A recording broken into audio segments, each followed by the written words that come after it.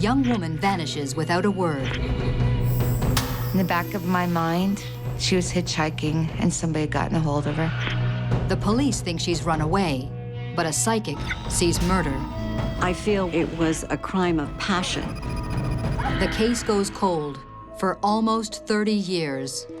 We thought that, you know, something more could be done on the case. Let's take another look at it and see where it goes. But can a psychic's visions crack a cold case from so long ago? You really can't expect somebody that's been lying for 25 years to all of a sudden say, I did it.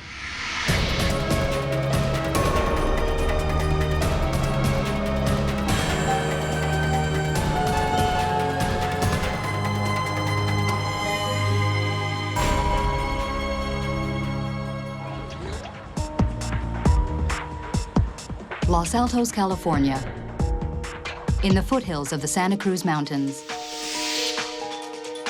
Once known for its orchards, by the late 1970s, it's become a bedroom community for Bay Area commuters. It was a very quiet, calming place. It was affluent as it is today. The people who lived here cared greatly about their community. Los Altos is a safe haven, a good place to raise a family, or so it seemed. On March 28, 1978, 17-year-old Laura Ann Byerly, a student at Los Altos High, vanishes without a trace.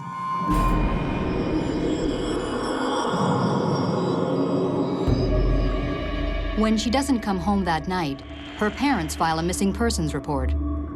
Police quickly decide Laura has run away, with good reason. She had run away at least 6 times, and she had had problems with her parents. She would run away, she would disappear. She had been gone for several weeks, and then she would reappear, come back home. She'd always keep in contact with her friends, and then, you know, come back into the household to make amends with her mom. Mary Cressy has been Laura's best friend since the 8th grade. Every time that she ran away, I was always the first person she'd go to. She ran away, but she always came right back. Her parents, Erwin and Betty Byerly, are sure that this time she hasn't run away. Recently, she's been turning her life around. She was rebuilding her relationship with her parents. She had decent friends and wanted to change. But the police are certain that Laura has taken off, and her friends are hiding it. So you guys saw her yesterday, and if you guys have seen her, you know her. They questioned us about last time we had seen Laura. And they said, well, has she contacted you? And I said, no. I was like a sister to Laura. We stuck together through everything. We would take her parents' station wagon out, and we'd unhook the speedometer so they wouldn't know we were going somewhere. We would say we'd be in town going shopping, but actually we'd hit Santa Cruz. She was just a social butterfly. She trusted people. At the Byerly's insistence, police proceed with a routine missing persons investigation. They discover that the day she disappeared, Laura broke up with one young man, Scott Schultz, and made a date with another, John McFoland. The day she had disappeared, she had gone to school that morning. She had the same class as this John McFoland in the morning. 2 witnesses say they saw her leaving, going into the parking lot area. She did not go to her second period class. She was never seen again.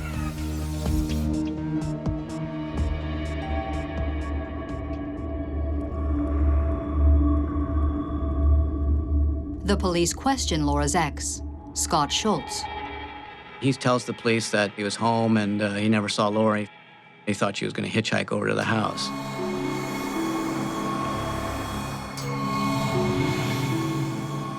The police have no reason to doubt Scott Schultz. Laura is known to hitchhike. With no witnesses and no evidence of foul play, the investigation winds down. But there's still no sign of Laura, and her mother won't give up. She didn't know why she would run away. She didn't know why she just disappeared. She had no idea what happened. Betty felt in her heart something had gone wrong. I was the one that suggested to hire a psychic, and that's where Annette Martin came in. Annette Martin is a well-respected California psychic who's helped to solve crimes for law enforcement agencies across the country, including the FBI. 10 days after her daughter's disappearance, Betty Byerly visits the psychic and provides her with a photograph of Laura. I close my eyes and I take a couple of deep breaths, and immediately I begin to receive impressions from that photograph. Laura did not run away at all. The police are wrong.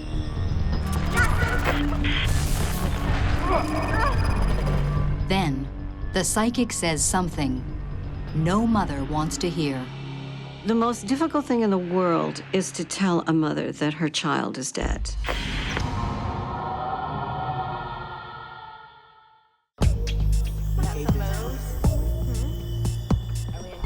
"17-year-old Laura Byerly has gone missing from her Los Altos home.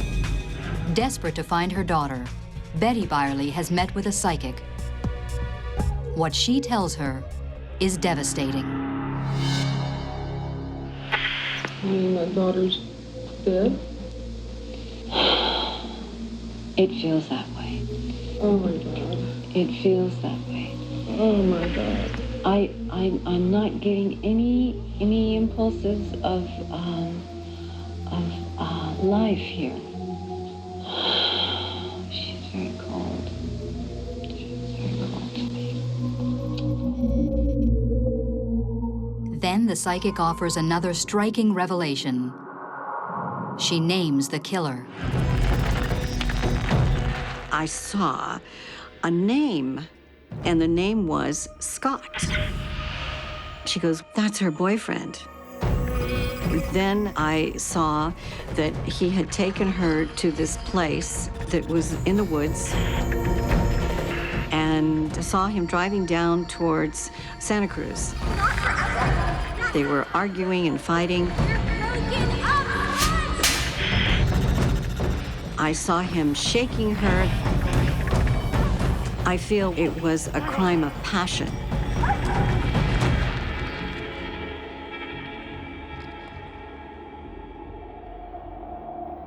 And then I saw him bury her in a very shallow grave. Betty was in a state of shock. I had said that the police would not find her body, but I saw a hiker finding her body. And I said to Betty, have they spoken to this Scott? And she said, yes, they have. Betty clings to the hope the psychic is wrong. But in her heart, she believes Laura is dead, murdered by her boyfriend, and buried in the Santa Cruz Mountains. I remember sitting in her mom's living room and crying our eyes out together, going, no, it can't happen. It can't happen to her only daughter. Laura's mother turns the tape over to the police and begs them to look more closely at Scott Schultz.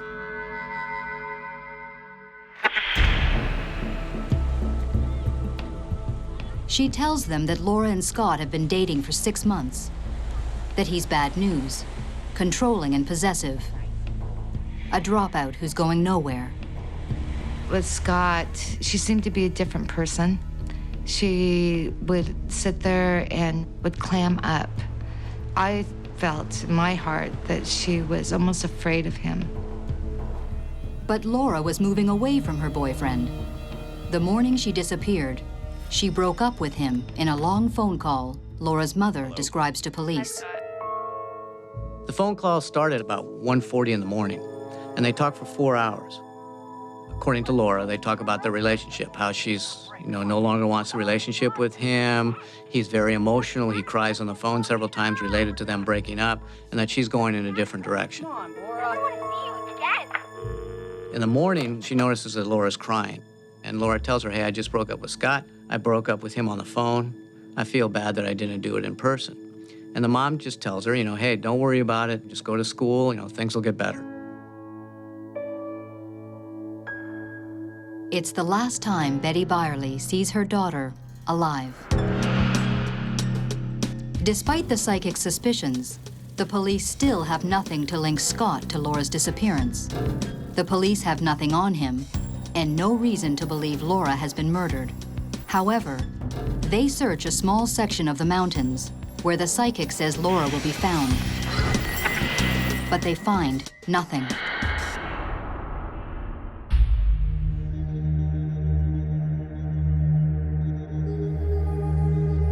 Police set the case aside. Weeks and months go by with no news. Then, more than a year after Laura vanished, hikers in the Big Basin State Park make a grisly find.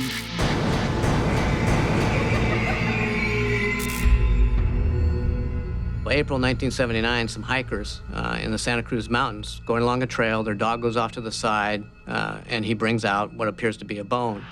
The people kind of look at it, and then they discover that, hey, this is a human mandible. They also find some clothing and some other items, and they gather all these items. So they go alert the ranger who then calls the police department, and they recognize it as a crime scene. The Santa Cruz County coroner concludes the young woman has been dead for at least a year. Her name is Laura Byerly. The police contact Mary Cressy, now living in Salem, Oregon. They said that they'd like to fly in and interview me, and they would like to have me look at some items that belonged to Laura. I had to do this because her dad had died 6 months after Laura disappeared, and I don't think that her mom was able to handle the pressure. I had to identify her shoes, I had to identify her black polyester pants, and I had to identify her sheer flower top. That's all that was left. Her jewelry wasn't there, and Laura always wore jewelry. So I thought that was quite odd. The Santa Cruz police join with Los Altos to investigate what is now considered a homicide. They re-interview witnesses, including Scott Schultz, but uncover no new leads. The Los Altos detective re-interviews Scott at that time. In fact, at this time, it's the most thorough interview of Scott done by the Los Altos Police Department. But he's really never really taken on as a major suspect in this case. They can't tie him to the crime scene. They can't tie him to her disappearance. He's just kind of a player that really has never been identified. As far as they're concerned, she was a runaway.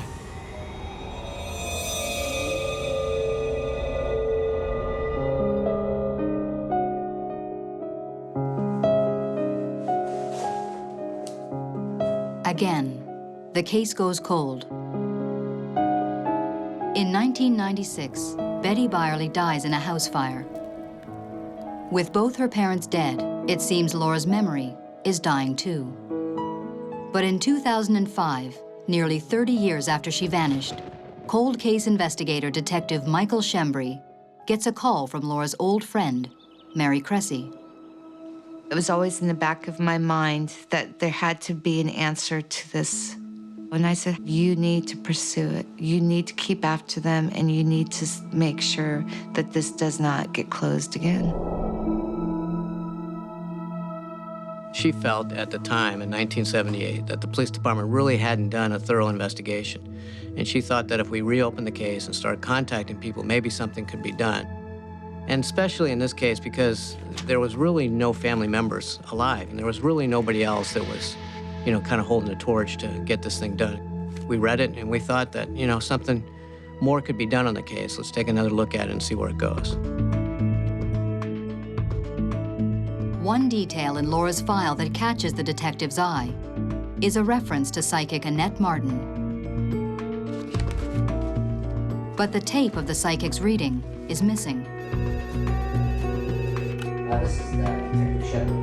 Mike Shembri called me on the phone and said to me, I was just wondering if you would possibly have a copy of that tape.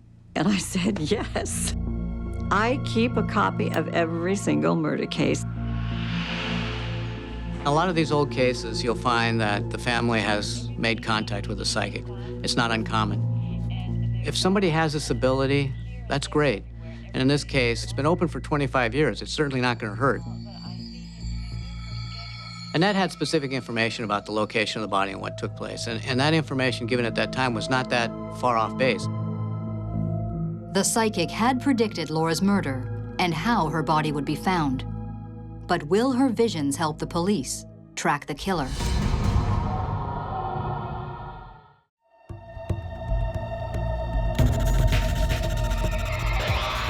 It's been nearly 30 years since the remains of 17-year-old Laura Byerly were found in the Santa Cruz Mountains. Her killer has never been found. Cold case investigator Michael Shembri listens to the long-lost tape of a psychic reading. Scott definitely has something to do with her disappearance. He's very sick. In it, the psychic zeroes in on the boyfriend, Scott Schultz, who police eliminated as a suspect all those years ago. So I wanted to talk to her to see if there was any other information or any other feelings that maybe I could take a look at or would point me in a direction where I would get other evidence that would really help in this case. When you're listening to a psychic statement and you're reading the psychic statement, you're still a police officer. So you know that you're just taking this information and you're gonna take it and see if you can do anything with it. Will it provide me a witness? Will it give me a better look at the crime scene? Will it show me a different location where they could have been earlier, or give me something that I didn't have before? So that's how I looked at her information. Because you realize this information is not admissible in court. You can't walk into court and say, the psychic said that Scott Schultz killed her, so therefore we rest our case. The deeper Shembri digs, the more his suspicions match the psychic's. There were several facts that just didn't make any sense. The fact that she had talked to him that morning for 4 hours. She had gone to school and she had made a date in her first period class with her new boyfriend, John McFolin. Then she had a hair appointment later on at 3 o'clock in the afternoon. To me, a young lady that had just made a date with her new boyfriend, that had a hair appointment, she wouldn't run away. She wouldn't disappear unless something specifically happened to her.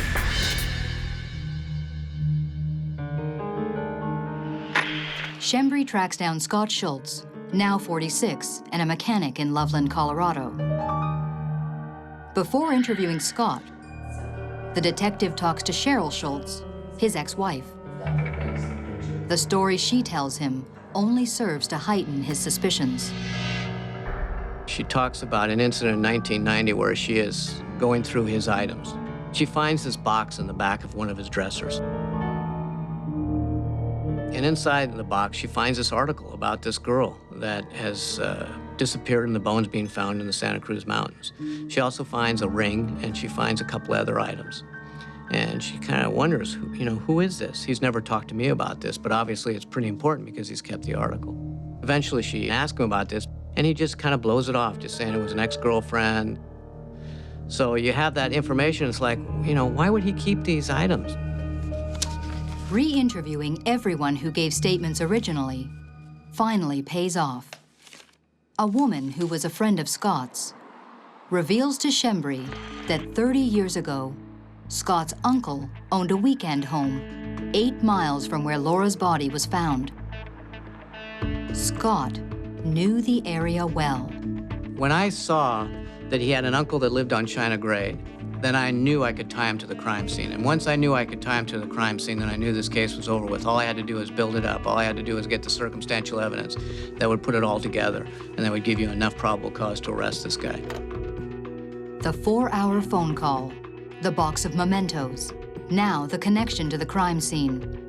The detective has enough for a warrant. August 23, 2006. Shembri searches Scott's Colorado home. He discovers Laura's rings, her photograph, and a news clipping. Crucial evidence. Shembri gives psychic Annette Martin a call. Michael Shembri told me that he was going the next day to Colorado to arrest Scott. And I said, oh, wonderful. Finally, we're going to have closure on this case.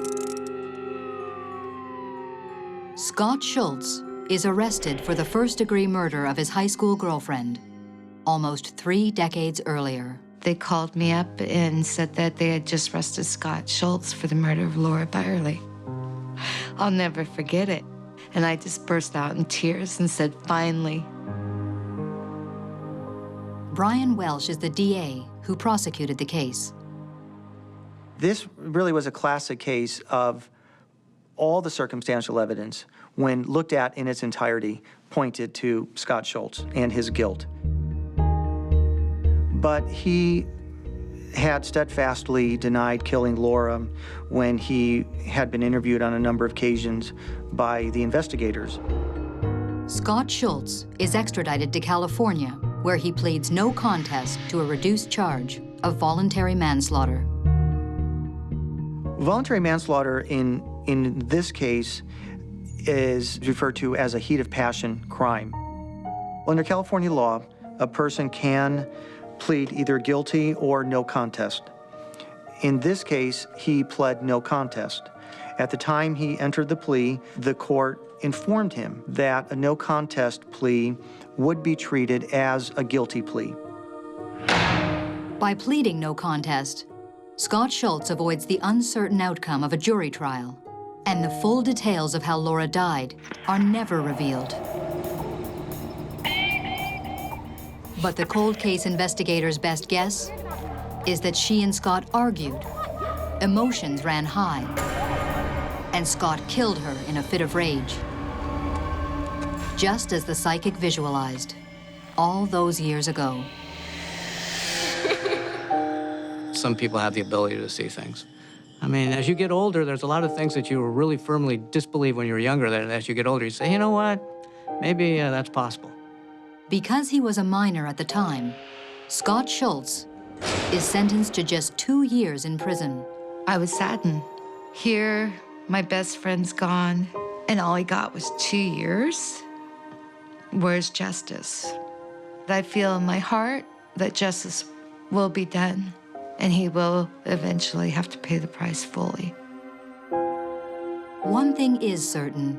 Without the psychic insights of Annette Martin and the dogged determination of a cold case detective, the murder of Laura Ann Byerly may have remained unsolved forever.